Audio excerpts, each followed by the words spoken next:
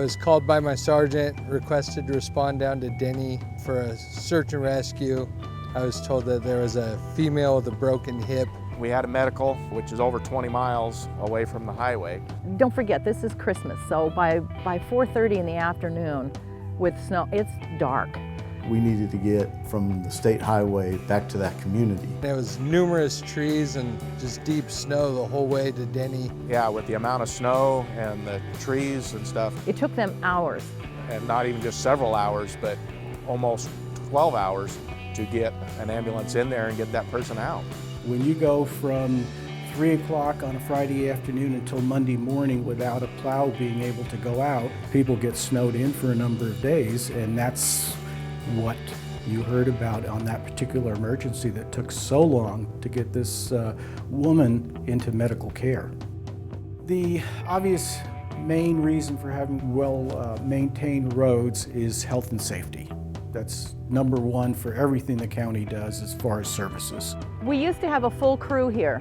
I've been working on the road crew here for 26 years.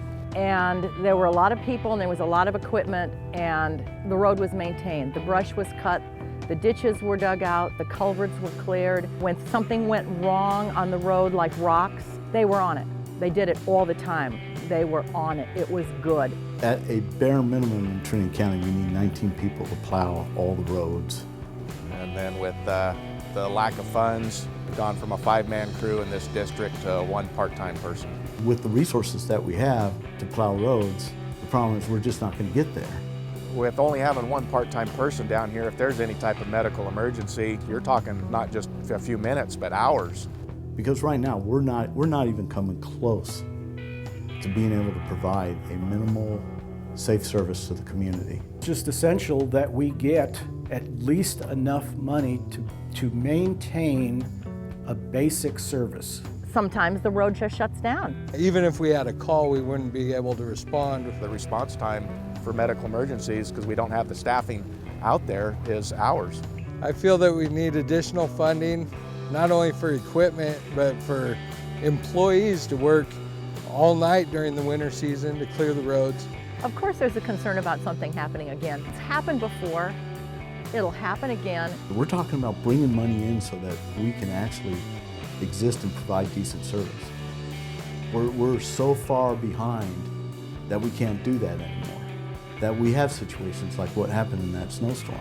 I came on at 5 and I drove to Denny and got back to the highway about 3:30 in the morning. So it was 10 and a half hours just getting to the patient and getting her back to the highway. It's not safe now. The solutions don't lie in the communities anymore.